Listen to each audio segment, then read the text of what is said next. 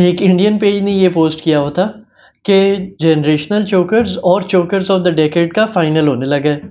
और फिर हमने देखा है कि बात जब चोक करने पे आती है तो आज भी साउथ अफ्रीका का कोई मुकाबला नहीं है। अच्छा, बाकी बातें बाद में करेंगे। पहले ये कि कल T20 इंटरनेशनल के दो बहुत बड़े लेजेंड रिटायर हो गए हैं, रोहित शर्मा और विराट कोहली। और दोनों का ही ऐसा करियर था कि हम लोग एक केस बना सकते हैं कि दोनों आज तक के T20I के सबसे बड़े प्लेयर थे।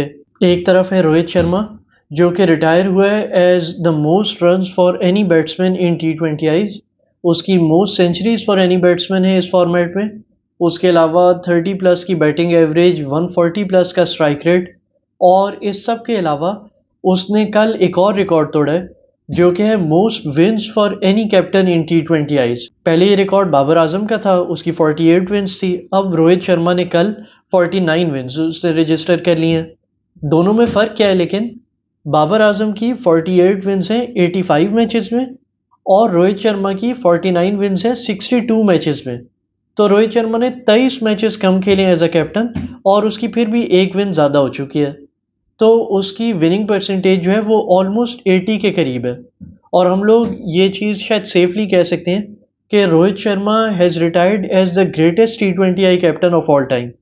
उफ, इतनी सारी इंग्लिश मैंने एक साथ बोली।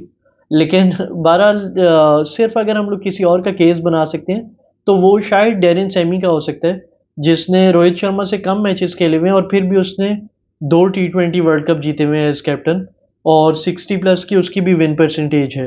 बहरहाल एक बहुत ही ज़्यादा एक्स्ट्राऑर्डिनरी करियर रहा है रोहित शर्मा का। दूसरी तरफ है विराट कोहली, जिसके कोई 4000 रन से ज़्यादा थे T20Is में। 49 के करीब की उसकी बैटिंग एवरेज है, 137 का स्ट्राइक रेट है, और 2 T20 वर्ल्ड कप में प्लेयर ऑफ द टूर्नामेंट रह चुका है। तो मुझे लगता है दोनों ठीक ही प्लेयर्स थे बस। अच्छा, विराट कोहली जो है उसने 35 की एज में रिटायरमेंट अनाउंस करके कहा है कि it's time for the younger generations to take over.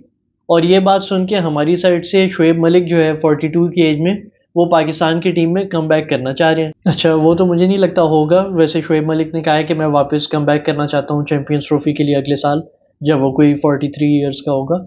बहरहाल मैच की अगर हम लोग बात करें तो बहुत ही ज़बरदस्त फाइनल हुआ है, और बिल्कुल दो सबसे डिज़र्विंग टीम्स के बीच में हुआ है।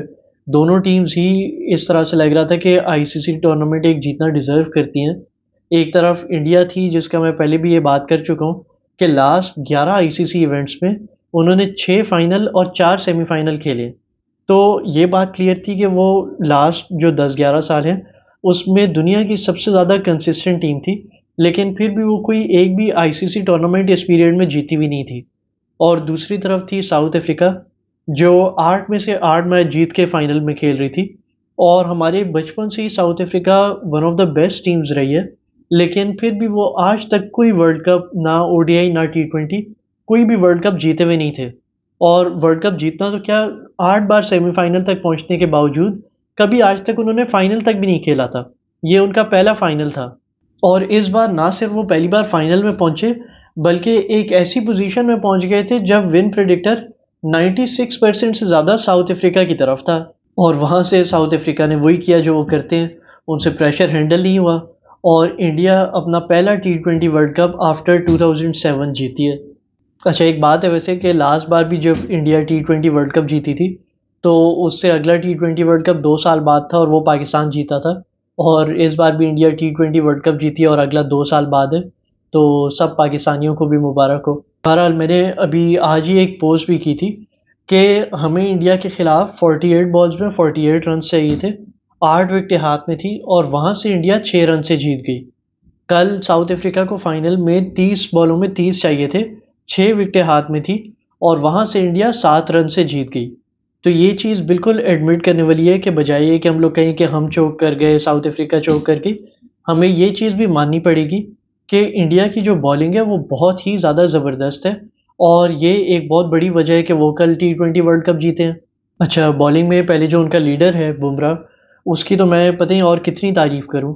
अच्छा, नॉर्मली क्या होता है जब किसी बॉलर पे इतनी ज़्यादा एक्सपेक्टेशंस, इतनी रिस्पॉन्सिबिलिटी हो, तो वो ज़्यादा ही एफर्ट डालने के उसमें अपनी लाइन और लेंथ ख़राब कर देता है। लेकिन बुमराह एक ऐसा बॉलर है, उसको पूरे पूरे स्पेल में वो एक लूज़ डिलीवरी नहीं देता। और इस कैलिबर का वो बॉलर है कि कमेंटेटर्स भी पहले से कह रहे थे साउथ अफ्रीका को कि जितने रन्स बनाने वो पहले बना लो, क्योंकि बाद में 2 ओवर बुमराह के भी पड़े हुए। तो बहुत ही ज़्यादा एक्स्ट्राऑर्डिनरी बॉलर है और ये बिल्कुल ऑब्वियस था कि उसको प्लेयर ऑफ द टूर्नामेंट मिलना ही था। मेरे हिसाब से तो प्लेयर ऑफ द फाइनल भी कल वही था। अच्छा, अक्सर जब कोई एक बॉलर इतनी अच्छी बॉलिंग करा रहा हो, तो वो बाकी बॉलर्स को थोड़ा-सा ओवरशैडो कर देता है। वरना अगर आप जाके देखें तो अर्शदीप सिंह, अक्षर पटेल, कुलदीप यादव सबके बहुत ही ज़्यादा ज़बरदस्त फिगर्स थे इस टी20 वर्ल्ड कप में। तो एक बहुत स्ट्रॉन्ग और कंप्लीट टीम इंडिया की बन चुकी थी और हर डिपार्टमेंट उनका बिल्कुल परफेक्टली कवर हुआ था और इस तरह की टीम बिल्कुल डिज़र्व भी करती थी टी20 वर्ल्ड कप जीतना। बहरहाल वीडियो बहुत ज़्यादा लंबी हो गई, वरना 1-2 और टॉपिक्स भी डिस्कस करने थे। सब इंडियन फैंस को बहुत ज़्यादा मुबारक हो, आपने 11 साल इतना ज़्यादा इंतज़ार किया इस मोमेंट का और आप इतने ज़्यादा बार इतना करीब आने के बाद डिज़र्व करते थे अपनी टीम को एक बार टूर्नामेंट फिर से जीतते हुए देखने का। आई एम श्योर इंडिया के पास जितने ज़्यादा डेप्थ और जितनी ज़्यादा ऑप्शंस अवेलेबल हैं, तो वो रोहित शर्मा और कोहली के बाद भी काफ़ी अच्छा मैनेज कर लेंगे। एक चीज़ बस ये देखने वाली होगी कि रोहित शर्मा जितना अच्छा कैप्टन था, तो उस लेवल का कैप्टन उनके लिए ढूँढना इतना आसान नहीं होगा। और दूसरा, विराट कोहली ने जितनी बार प्रेशर सिचुएशंस में आके इंडिया को निकाला है, उस तरह का एक्सपीरियंस वाला प्लेयर, उस तरह का प्रेशर हैंडल करने वाला प्लेयर ढूँढना, वो भी एक थोड़ा-सा चैलेंज हो सकता है। बहरहाल एक बार फिर से बहुत ज़्यादा मुबारक हो सब इंडियन फैंस को टी20 वर्ल्ड कप 2024 के चैंपियंस बनने पे। इसी के साथ वीडियो ख़त्म करते हैं। अल्लाह हाफ़िज़।